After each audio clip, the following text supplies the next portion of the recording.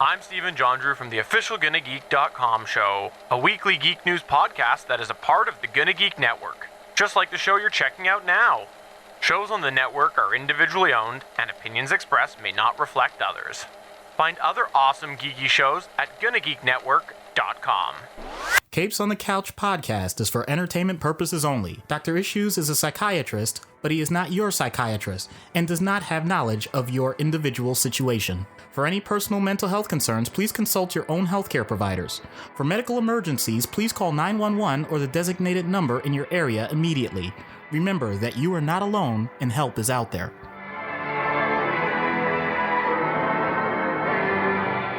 Hello and welcome to Capes on the Couch, where comics get counseling. I'm Anthony Sitko. And I'm Dr. Issues. This is a yet again Creators on the Couch episode, and for the fifth time, five time. Are we five-time WCW champions? Yes. Oh, man. Yes. We have the esteemed Alan Dunford and Will Radford, creators of Pocus Hocus, here to talk about their latest Kickstarter. Gentlemen, a pleasure as always to have you once again on the show.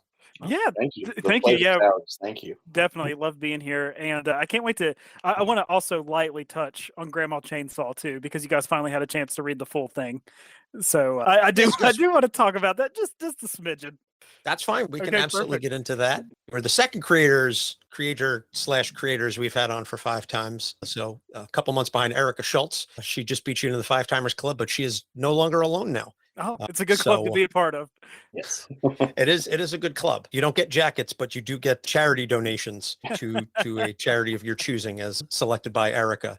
She turned down a starter jacket or Zubaz pants.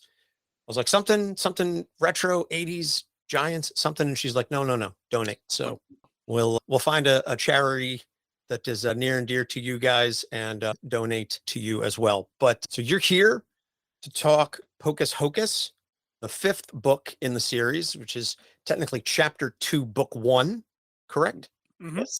Mm-hmm. So I guess before we get into the story, for the folks that may be new to the show and haven't heard the previous 4 times you guys were on, just give a brief background of yourselves and, why it is that we've been fortunate enough to have you on the show for 5 times now. Okay, so I'm Alan Dunford, co-writer, co-creator, Grandma Chainsaw, and yeah, I don't know how did this even happen? Like, how did Will and I even get here in the first place with this comic book stuff? And 2, how did we even link up with you guys? I don't even know. We sold our souls, remember? Oh yeah, that's what it was. I forgot. Doc's into some weird tired stuff. of having to remind you about that, Alan. Well, that was part of the deal that Doc made, was that I couldn't remember, but you did. Oh. Yeah. Okay. All right. Yeah, there was some hypnotism involved in that too. Yeah. Gotcha. Okay. Oh, and that's Will, by the way. Go ahead, Will. Hey everybody. Yeah, I am Will Radford. I am the co-writer of Pocus Hocus and Grandma Chainsaw, and that's the co-writer, co-creator, Al, my partner in crime. We make a lot of fun comic books together, and that's what I do these days, and I'm having a great time. So, And we're lucky to have you guys back. The Kickstarter for Pocus Hocus is live as of January 24th. So we're going to get this up in the beginning of February. We just wrapped up our Lantern month, and then we'll rearrange the schedule a little bit to make sure that we give enough promotion time for this episode while the Kickstarter is still going on. So we'll have links in the show notes, obviously. And we will also, obviously, as we have done for the prior 4 or 5 times, however many Kickstarters y'all have done at this point. Other 30 campaigns we feel like we've ran. Yeah. Well, we'll be contributing to that total. I don't think we'll be needing to buy the full library. We may not be. I think you have everything. We have everything. I have at least 2 or 3 copies of the trade at this point for that, plus Grandma Chainsaw and Horace in Hell, and so many fantastic titles, and very much looking forward to seeing this in print in my hands, in my physical hands. It's more important to me about the physical than Doc. I know he just enjoys the stories. Oh, do you just read them to him at night? He just sat beside his bed. Doc doesn't even have a copy. I'm the same way. I won't even read Kindle if I can avoid it, just because I prefer to have a physical copy. So I get you. I get you on that. Yeah, definitely. I like having a physical copy. I don't know that I necessarily need 3011 copies of the same book, but then again, I buy all of my variants for Moon Knight, and I've got like 95% of every variant that's ever been made for Moon Knight across his entire history. So who's to say I'm not a hypocrite? Yeah. So chapter 2, book 1 is the Kickstarter. So the first 4 books were sort of chapter 1 in the overall story, and we are now moving into chapter 2. When last we left our intrepid heroes, I wouldn't call Whatever them you heroes, want to call them, right? protagonist characters. Yeah. When last we left the main characters, I'm not trying to spoil too much for the folks that haven't had an opportunity to read books 1 through 4 yet, but the overall gist of it is that Pocus and Emily have gone to hell to find the demon whose name has been revealed now. Should I say the name? Should we say the name? Is it still a spoiler? I said this is the bad part, right? We're at that point in the story now, especially when we have to do previews on Kickstarter for people who are new jumping in. It's so hard to not spoil too much, right? Yeah. So I think the demon's name's fair game just because it's the chapter of the new one. It's the chapter title. Right. That's true. Yeah. It is in the chapter. So the demon's name is. Also, oh, right before you said it, even. Yeah. Okay, I have been dying to say this character's name in interviews for so long. Well, then, Will, I will give you the opportunity. Then I won't steal your thunder. Okay, Hugo. The demon's name is Hugo. There it is. It's out in the open. I could stop dripping with anxiety every time I do one of these interviews because I've had to catch myself and bite my tongue. I've almost said it on so many different occasions. You have. It's a big relief. The physical catharsis I can see on camera that comes over you is palpable. Yeah, no doubt. So our crew has entered hell to retrieve Pocus's soul, which is not exactly where they thought it was. And so they have to go through the menagerie of characters that we discussed last time.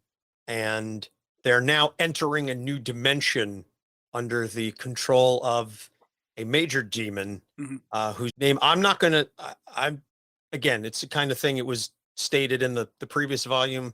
So I don't know if I want to say the name of the head of this realm out loud, but it's, at least for me, it's a major name of a demon that at least in some other mythologies or series is familiar to me, but I'll leave that up to Alan and Will if you want to.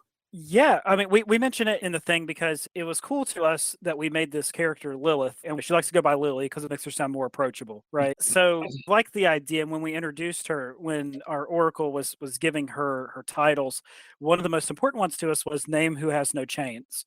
So it doesn't matter to her if you guess her name because she's that powerful and she's just that removed from these laws that we set before. Yeah, I've come across a couple other situations and stories where the name of like the major demon is named Lilith. And so seeing that in this story, I was like, oh, okay, that's what they're going for. I think Spinneret is one that I don't know if you guys read we Spinneret. really wanted to just play around with that too, because we feel like Lilith is thrown around so much, that name. And that's why we also wanted to kind of make fun of ourselves a little bit for picking it. That's why we just call her Lily too. So Lily has seemingly control of Pocus's soul. And I've had an opportunity to read at least the first couple of pages of this volume, and I'm very intrigued as to where this is going, because as with the first volume, it's apparent that there are other things at play here that may not be apparent to even some of the characters involved, that their fates are intertwined, shall we say. So I'm very curious to see where this is going to go moving forward. I guess first off, how many books is chapter 2? Is this going to be another 4-book chapter? Yes. Yeah. So we're doing another four or however you want to say it. We're doing another four issue run for this chapter.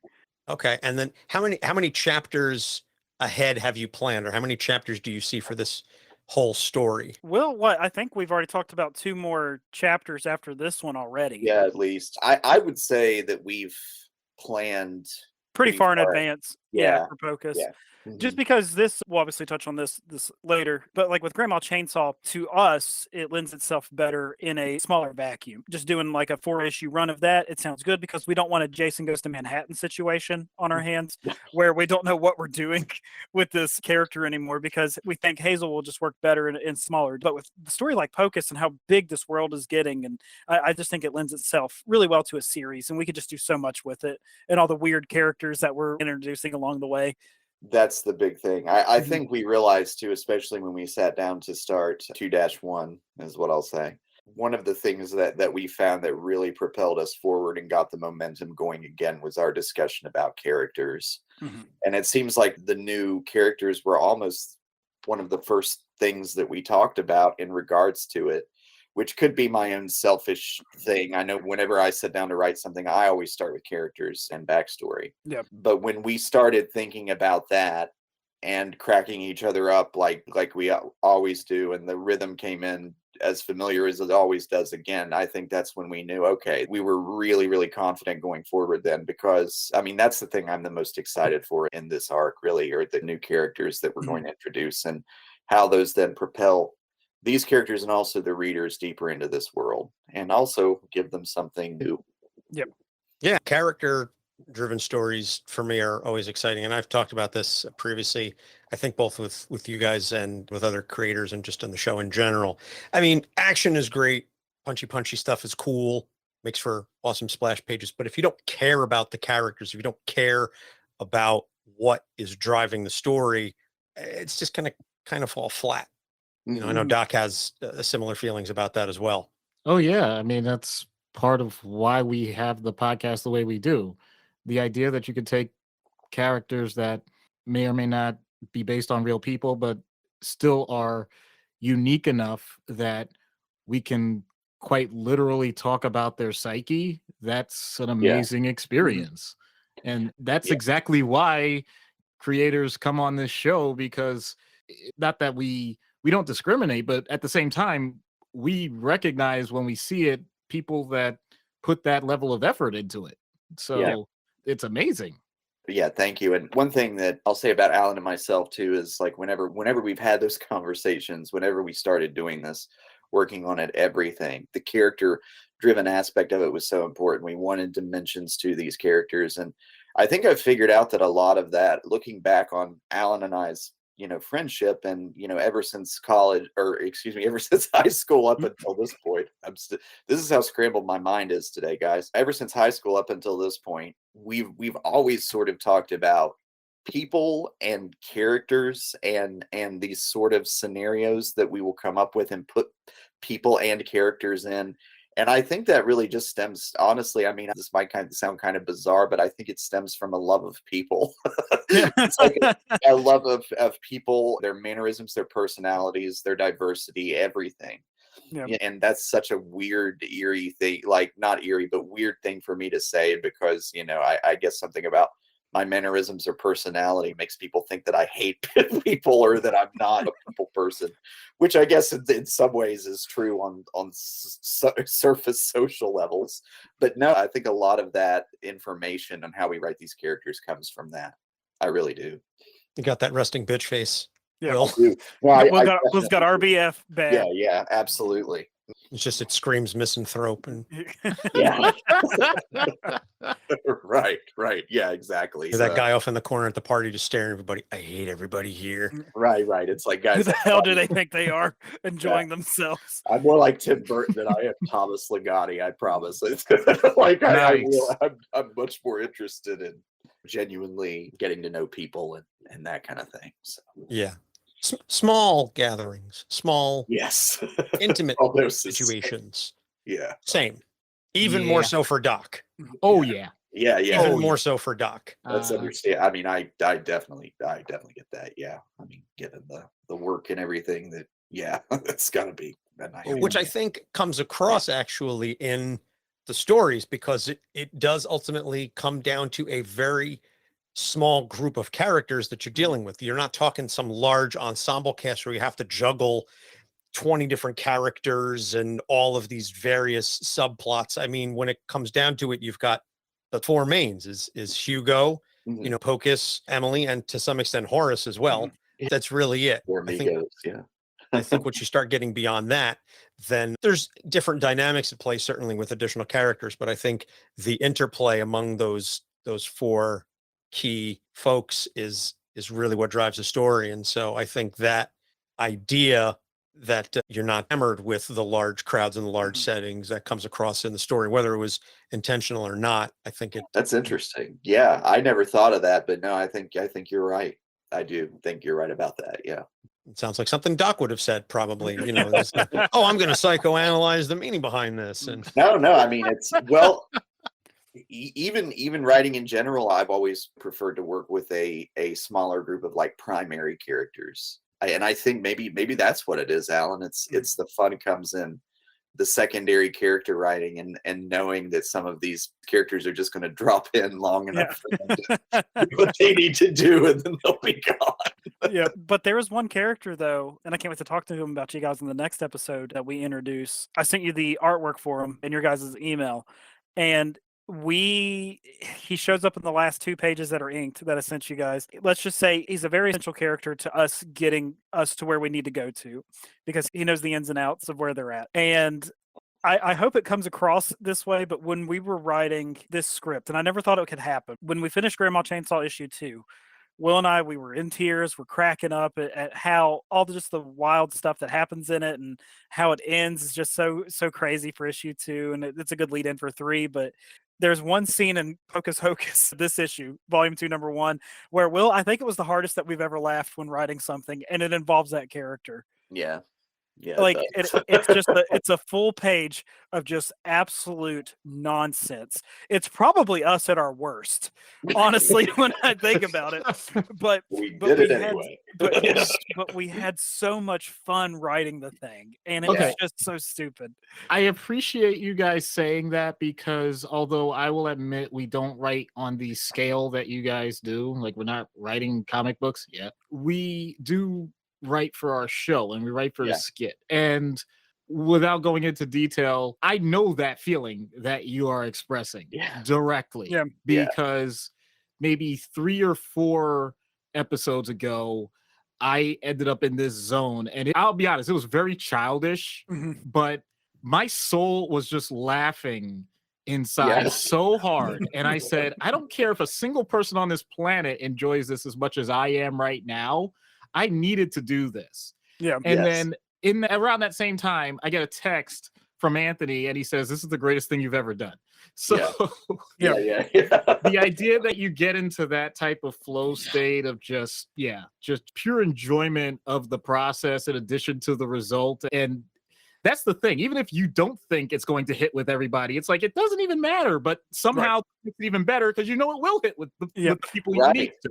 And it's funny because it's such a simple joke how we did it. Like, obviously, when you guys see it, I think you'll know what we're talking about, but it's such a simple joke. And it just goes for a little bit.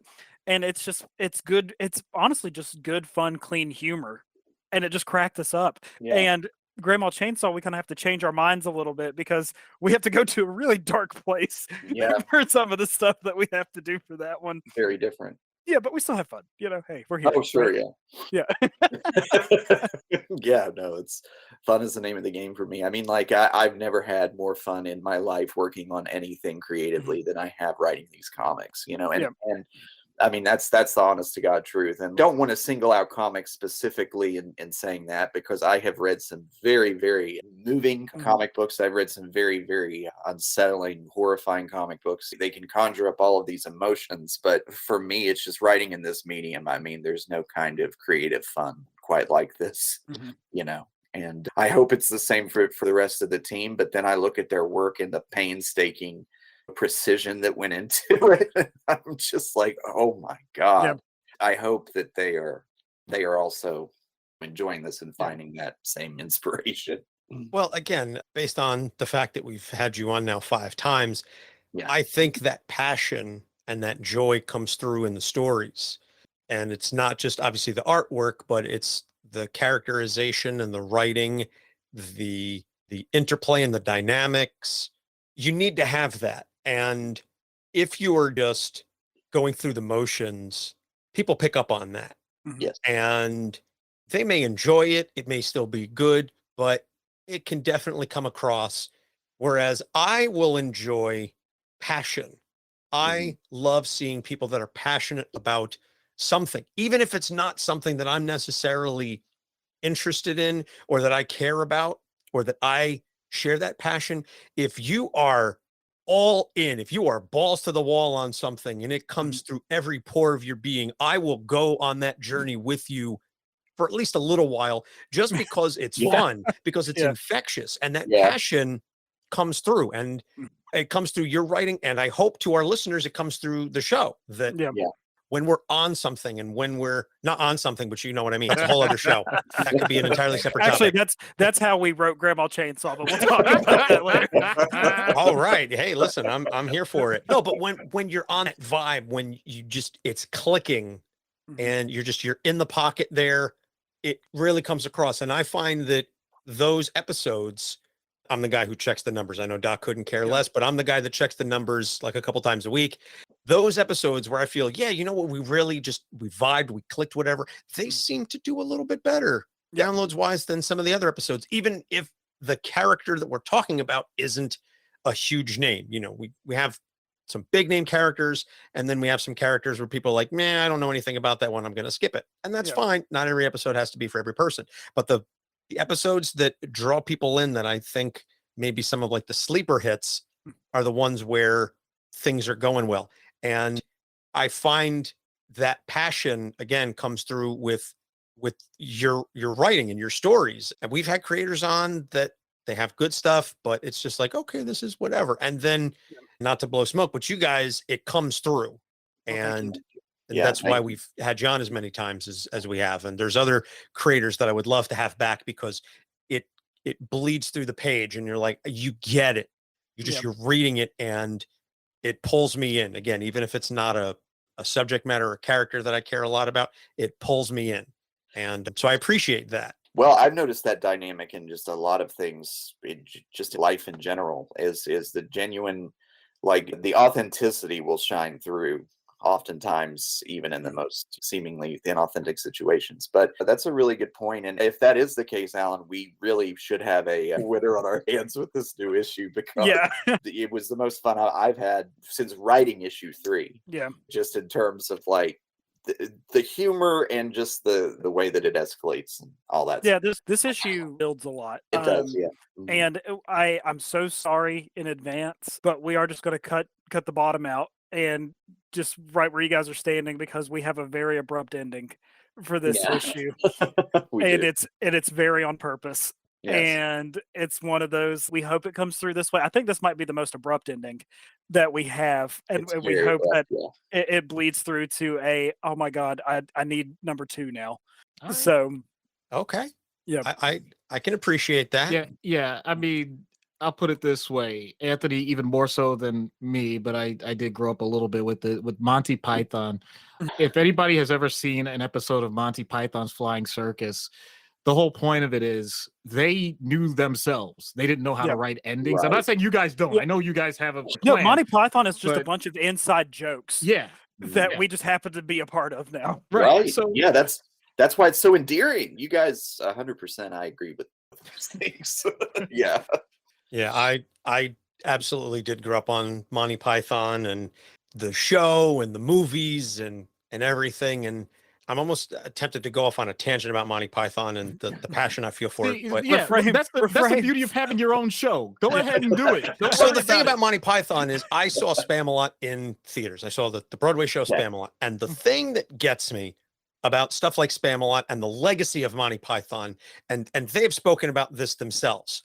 The whole point of Monty Python was to completely almost create Dada-esque humor. We're going to do whatever the hell it is that we want. It's not going to make sense. It's going to be non sequiturs, and it's going to be embracing the absurd. And the fact that now Python-esque is a term, an umbrella term that is used for a style of humor, is antithetical to the very thing that they were trying to do. And Spam-A-Lot is, again, I appreciated it. I thought there were parts of it that were very funny, and I appreciated the technical aspect of it. but it spoon-fed the jokes to Yeah. the audience, Yeah. and it pissed me off Yeah. so hard. You never Perfect came back example. from it, did you? Example. Thank you. That in the movie, there are those who call me Tim. Him. You know, we go through this whole thing with John Cleese with the fire and the horns on the head and, the thick Scottish accent and everything like that. And he's Tim the Enchanter. Right. In the movie, it's just there are some who call me Tim. Yeah. And they're just kind of like, okay, and then they just move on. Yeah. In Spamalot, they follow that up with King Arthur Turns to the Knights, and he's like, well, that's not a very scary name, is it? I'm like, you ruined that's the the point. joke. That's right. Yeah. You just stood up in your chair and you just walked out. I was so pissed. I was like, what are you doing? Yeah. Speaking What of are you David Mamet doing? earlier, that would have been one of those moments, but one of those moments where he like stood up in the theater, yelled bullshit, walked out in the middle of a rehearsal. Yeah. Theater will do that shit. Theater will. And coming from a background of theater, it's not subtle. It is not subtle, like ever. And so that's why I think that certain things work in theater and certain things don't. Everything has its appropriate medium. Yeah, Monty Python, on the surface, you might think, because so much of it is outrageous, that it would translate really well to theater. But you just illustrated a great way of how it ultimately. I've not seen Spamalot, but how it might not. So yeah, and the fact that it started off as whatever, we're just going to do these insane things, and now like 50, 60 years later, you have people that quote the parrot sketch like verbatim. And I know I'm just as guilty. I have done it myself. I have referenced Monty Python. I could give you the Holy Grail like line for line because I've seen it. I don't know how many times. Right. I will insert in my own life, and now for something completely different. Like I will just throw it in there. So I'm admittedly as guilty of it as the next person. But and there was an XKCD comic about this as well, about the notion of trying to make an anti-joke and go for the humor that subverts the expectations. Right. And so to tie this all the way back, because there was a point to the tangent that my ADHDS will eventually get back to, is I appreciate the abrupt ending sometimes, because if you think it's going a certain place and you subvert it, that is where the humor comes from. And also, this just came to me, but it's a perfect segue into Grandma Chainsaw. And the ending. No, it is. I do manage to tie things back. I do come up with good shit. I don't once in a know how how you did that. That's but pretty cool. You did it. Anthony, you did it, you crazy bastard. Chalk one up for me. So Grandma Chainsaw very much ends on what TV Tropes likes to refer to as a Gainax ending, where you just go, the fuck, like DAFUQ, the fuck. That's the kind of ending Grandma Chainsaw 1 ended on for me, because I was like, okay. And I remember when we spoke about Grandma Chainsaw, I think both when we were doing Pocus 4 and then when we had the Grandma Chainsaw specific episode, it was very much this ending and this story is going to start off in one place and it's going to take a hard left turn. We warned you. We warned you guys ahead of time. You did warn me. And Doc sat over there, all leaned back in his chair with that beautiful face of his, with that little grin that I love so much. And he was like, nothing really surprises me anymore because I've watched a lot of horror. Oh my God. And then you pulled your corncob pipe out. Yeah. And then you took a puff of it. And I was like, okay, we'll see. We'll see, Doc. Right. Tell me how Grandma Chainsaw 1 ends. I dare you. No, I can't complain. I did not sit back. I did basically give the reaction that Anthony kind of pointed out. Like, all right. Okay, then. I'm in. Yeah, you're either on board or you're not after that ending Let's happens. go. Right? Yeah, I would. There were any number of ways that I saw this issue ending. Being rescued by Captain Neckbeard and the Fedora Squad was not on that list. If you'd have given me 50 guesses as to how this would have ended, I would have gone 0 for 50. Oh my God, I'm crying right now. not even close. Like I'm like they're being rescued by the Incel Vengers. Like this is okay. So all right, let's go and talk about about that. Just got worse. Let's go. Okay, so yeah, let's just do the damn thing then. Let's talk Grandma Chainsaw. Okay, so we'll probably jump around a little bit with this, but so obviously anyone listening, full spoilers ahead, and this is one of those where the spoilers are unavoidable because of how it ends and how we have to even show preview pages for issue 2. Like if you didn't read issue 1, you're going to be very confused Yeah. whenever you see issue 2 stuff. So, Grandma Chainsaw starts off like your typical slasher. We have 4 people lost in the woods. They wash up on Hazel's doorstep because guess what? GPS doesn't work. They're in the middle of nowhere, right? The original intro for Grandma Chainsaw was something that Will and I tossed around a lot because we're both big into character development. And with this one, we really had to take a back seat for why they were going where they were going because we needed them to get there because there's only so many pages that we can tell the story because originally this issue ended because we had more backstory for why they were traveling to where they were traveling. And it actually ended with the hand going over Gabby's face and it just cut there. So you didn't know if it was someone evil rescuing her or if it was someone helpful out in the woods. But Will and I made the decision. Will, I think you talked me into it. That I we think needed it was the other way around, Alan. Oh, really? Okay. I can't remember. I Yeah. was going to say I think maybe you talked me into it. I can't remember. Yeah, we're just one body at this point. But Yeah. whenever we wrote it, we were like, we have to put them in here at the end. It's going to sell it. This Yeah. is going to sell the issue. We cut the intro really short comparatively to what we originally wanted it. Right. Yeah. In my mind, it would be like the hand that came over the mouth would be just the abrupt kind of thing you guys are talking about, and it would be the cliffhanger, and it would keep it sort of grounded in this horror thing. The problem is, and I realized this since then, and Alan and I have talked about it, is that I think it would potentially deflate too much of the momentum at the beginning of the second issue. That people would get it, and then they would be like, why is this humor here? Whereas where it's at the end of the first issue, it after a lot of serious stuff just not happened. even just serious, but like batshit crazy stuff. We get this completely new batshit crazy thing. I think people respond. I mean, I think that was the right choice. The response that we've gotten, and it was so funny because we hope that people would like it. Create something you want someone to like it, right? But the response was unanimous across the board because how Will and I had to sell the comic, we felt like we maybe undersold it, but we didn't want to reveal too much. We didn't want to reveal that there was something different about Hazel. We sold it. You did a great job with that. Because we sold it as just your stereotypical slasher, Grandma Chainsaw. It kind of does what it says on the label, right? But really under the surface, we didn't want to talk about there's something different about Hazel, and we didn't want to talk about the neckbeards waiting out in the woods that are ready to rescue them. Or rescue them, right? Quote unquote. Loosely rescue them. So it was one of those things where we had to pitch it that way, but now all the responses that we got back were, I did not expect any of this, and I loved it. Yeah, it's been like, that has been everyone's blanket review. I didn't expect it to end that way. And we originally Will pitched the idea for Demon Hunters, and then we tossed them around because originally it was just going to be like good old boys from Appalachia, like stuff like around here, right? Guys that like skin a buck, run a trout line, stuff like that, right? But then we were tossing around. It's like that's kind of done a lot. Like you see that like Deliverance, things like that, right? Or what is that, Tucker and Dale versus the evil? I mean, it was different, which is hilarious. I'm not knocking it, but But then we decided, what if we make it like neckbeards? What if we make them gamers, like guys that think that they can save people, but they can't even like file their own taxes, right? Like, so then we decided to only use gamer tags for them for their names, like code words.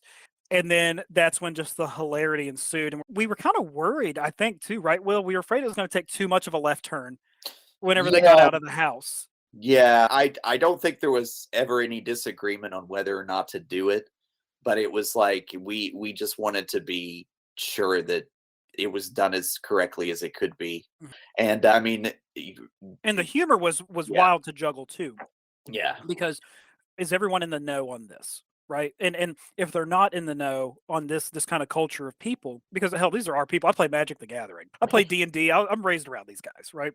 Yeah. But it's like, how do we make it funny enough to where we're not coming off as like mean-spirited? And then how do we make it funny enough to where people who don't know this culture or this subgroup will laugh at this and understand it as well. Get what's going on. Yeah.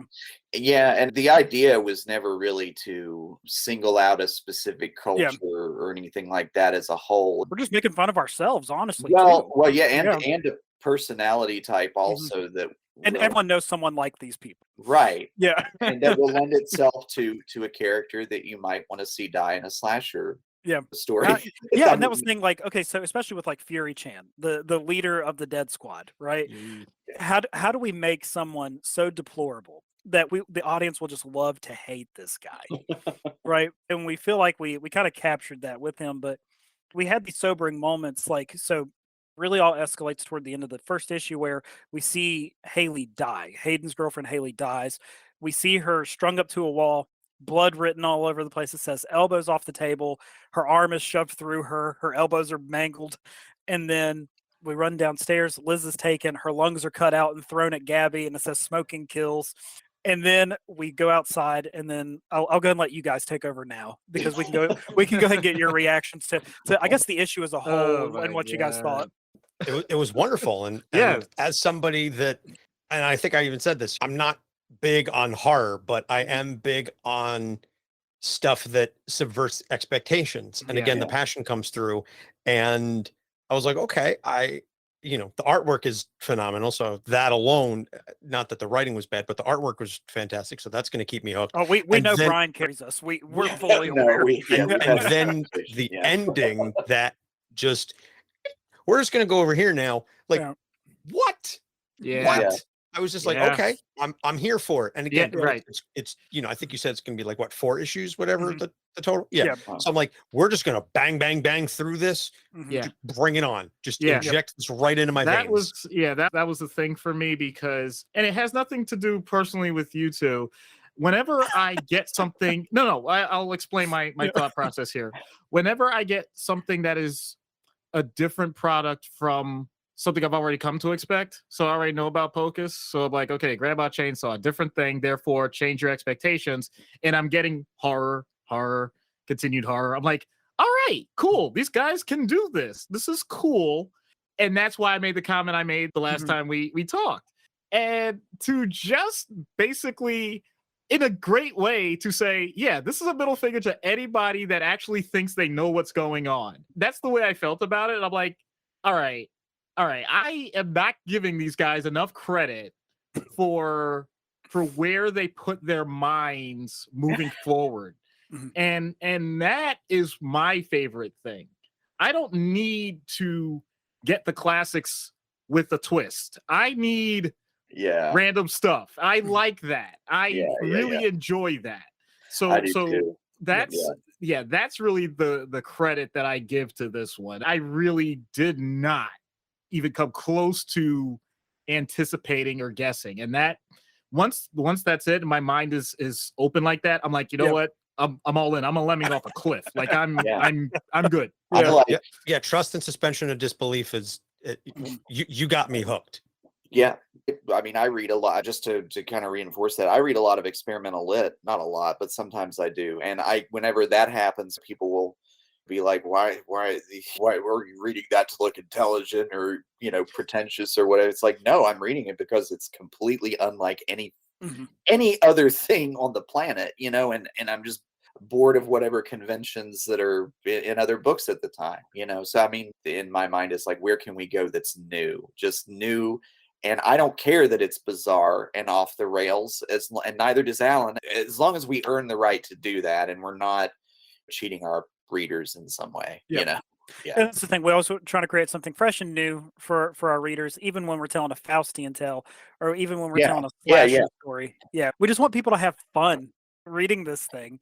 You mentioned Dr. Faustus with Pocus Hocus. It was never like, oh, we're going to do this great Faustian thing for comics. That's never been done before. It wasn't quite like that. It was just like, oh, okay, this pertains to like our interests and what we know, and we want to pay tribute to it. We're always thinking along those lines. Every story has been told in some fashion, one way or another. Right. It's just about how you tell it. Exactly. Yes. So I do appreciate that, and very much looking forward to whenever it is that Grandma Chainsaw 2 hits Kickstarter. That drops. So March? Get ready. March. Yeah. Okay. We're going back to back. So once Pocus finishes and we get that done and we get Grandma Chainsaw to where we feel like a good spot to launch. So we're looking at end of March, beginning of April. All right. So, well, I guess we'll be reaching out to you for the Six Timers Club then, be back on.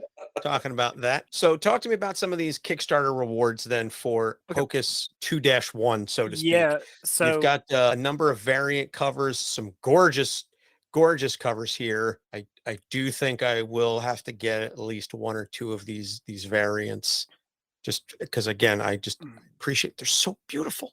Just want to hold them. I just want to hold them and cuddle them. So we kind of went a little overboard with this one. We have 7 covers total. We typically only have 4, but this one was more of a celebration thing for us. It's kind of a milestone that we made it to a second arc for this thing within what we feel like is kind of a short amount of time, right? And we're just so happy with everything and how everything went. And we just reached out to people who've done covers for us before and some new people. And yeah, we just think it turned out great. And we, of course, always do our a la carte system where you can buy things as part of a bundle or buy them individually or just plug and play and make your own tier. So, like, for example, you could buy the regular cover is $10 and then all the variant covers are 12, or you can get 2 for 20, or you can get all 6 of those for $45. And then we, of course, have our 7th cover, which is done by Ryan Kincaid and Jesse. They got together and they made we wanted like an Emily pinup, one of it, just like a good classy vintage pinup, because that's what Ryan specializes in, is that type of art. And yeah, we just made it an exclusive. We have a hollow foil and a metal version of it, and the metal version will be numbered, kind of like the Grandma Chainsaw one that you guys saw, the glow, the metal one. That's probably one of my favorite covers, honestly. The Grandma Chainsaw one, the glow one, that's numbered. The green one, I love that one. That's creepy. Yeah. Yep. Glad to have that one supported. Yeah, like I said, these variant covers, this Summerdale cover is absolutely gorgeous. Love that style. As I said to you during pre-roll, very Mark Brooks-esque. And then this Sajjad Shah cover, there's no colors on it, but you could have this as just a black and white, just the pencils and the inks, and it would be a goddamn delight. Dude, I'll send it to you guys after the show's done. But Sajjad already did a cover for us for Grandma Chainsaw 2. Oh, I need to see that. It's wild. Yeah. Okay. So yes, Sajjad is someone that we'll be keeping around. He's a really good guy to work with, and you'll see. I'll show you what a finished Sajjad cover looks like. Oh man, inject this into my veins again. I'm here for it. This is beautiful. It's good stuff. And so I just happened to pop on Twitter, like live while we're recording. I said, let me look up Sajjad Shah. And I see Matt, who's one of our patrons, just backed Pocus Hocus 2-1. Like it just popped up on the feed. So kudos to Matt. Hey Matt, what's up, man? Appreciate that. Good stuff. So see, this is all the sweet. And so I haven't had a chance to like post about it yet in our Discord. So he found y'all. That's entirely, on his own. So that's awesome. Yeah. So I do appreciate the build your own, the a la carte system. Yeah. I think I'll be doing that for this one because I do not need another copy of the trade paperback. I don't need another copy of the trade. I don't need all the prior covers of all the chapter 1. I have all of those. So I'll just be focusing on just book 2 and chapter 2, book 1, and all that stuff. But very much looking forward to this. And again, looking forward to checking out the stuff for Grandma Chainsaw. So to wrap this up, Alan and Will, where can folks find you online? So yeah, you can find me on Twitter at Chaps of Fury. Obviously, you can find us on Kickstarter. We're under Alan and Will, and we're the only people dumb enough to name our projects Grandma Chainsaw and Pocus Hocus. So you can search for us on there, and then that will easily find our stuff so you can follow us. I think the big one right now, and Will probably also touch on it too, we've talked to a lot of creators about really how to get the word out, right? And they say social media used to be the way, but how the algorithms and everything gets so bogged down. So now we actually have a newsletter. It's thetophatstudios.substack.com. So that's kind of a good way to keep up with us as our newsletter. Yeah, well, just to really quick, my personal handles, Instagram, WillRad82, and then Vimeo, if you want to check out any of my film and video work, it's vimeo.com/WillRad, WILLRAD. The Substack is something that I'm excited about, of course, and I think it's been really cool, I think, for us to not just like keep that lifeline with our fans, like that connection to our fans, but also just in terms of like our own creativity and writing and that kind of thing. That's been its own new fun thing to explore. I'm very excited about that, and I think as far as locating us online goes and keeping up with us and everything that we're doing, I would say that's probably the best way to do that, is like a whole for these comics. So yeah, Substack is growing by the day. So I've seen a lot of creators promote their Substack on various social medias, and they say, hey, sign up to the newsletter and you get the free tier. And I guess there's like paid tiers and subscriptions and stuff that allows you additional content. So we'll have links to all that in the show notes, because as Chris from Play Comics, who I know you speak to as well, he always says clicking on stuff is a lot easier than spelling it out or trying to type it into your browser. Always, never not. Absolutely. So we're going to shift around the schedule after this a little bit. So next week is when we will drop the Ted Anderson interview about his graphic novel Side Effects. And then to tie into Ant-Man Quantumania, we will be doing Kang the Conqueror. And then we will get into Animal Sidekicks. So we've got some good stuff there. We just talked about Chris from Play Comics. You can check out him. Hopefully you guys end up back on that show. We always do. Yeah, I'm sure you do. So you can find Chris, us, and a whole host of other shows at our network page, which is GonnaGeek.com or GonnaGeekNetwork.com. We are proud members of the GonnaGeek Network. So check out the other fantastic and amazing shows on that site. You can find all of our episodes on our website, capesonthecouch.com. We are on Facebook, Instagram, Twitter, and TikTok at Capes on the Couch. And you can send us an email to capesonthecouch@gmail.com with any questions. And I think just based on the sheer amount of stuff that we have from you guys, I could probably put together some kind of a giveaway to promote the Kickstarter here. So stay tuned to the socials, and we'll have some kind of a giveaway where I can send somebody maybe the copy of one of the trades for volume 1 or chapter 1 to get folks caught up on that, and maybe 1 or 2 of the variants. I don't know. I'll figure it out. The stuff will be on the socials, but we'll do some kind of a giveaway to spread the gospel and the word of you guys, Alan and Will. Thank you as always for coming back on the show. And like I said, we'll be talking, I'm sure, late March for Grandma Chainsaw. We'll squeeze you in the schedule as we always do. Well, thank you guys, and we cannot wait to come back on. And like always, we want to say just thank you, one, for having us on, and thank you to anyone listening, and thank you guys for supporting us and giving us your hard-earned money. It means more than you'll ever know. Yes. Yeah, and I'm going to fanboy just a little bit, because it looks like either Alan or Will, whoever put this up on our link while we're doing this chat, I've already looked at these images. This is awesome with these. Oh my God, the freaking covers, man. Yo, Anthony, have you looked at these? I was doing a couple other things, but I am going there right now. Holy smoke. Okay. Yeah. These are the first 3 covers we have for Grandma Chainsaw. Yo. You can tell which one. Huh? Yeah, you can tell which one the Sajad one is, I think. Yes. Yes. Sajad, gorgeous artwork. No, this first one. Yeah, the very first one. That was the thing. I wasn't even talking about Sajad. I mean, it's cool, but I'm just saying that very first. I'm like, all right. Okay, I'm here. I'm here for it. We'll talk about it in the green room. Absolutely. Okay. So thank you again, Alan and Will, as always. For Doc Issues, I'm Anthony Sitko. Thanks for listening. We'll see you next week. Capes on the Couch podcast is for entertainment purposes only. Dr. Issues is a psychiatrist, but he is not your psychiatrist and does not have knowledge of your individual situation. For any personal mental health concerns, please consult your own healthcare providers. For medical emergencies, please call 911 or the designated number in your area immediately. Remember that you are not alone and help is out there.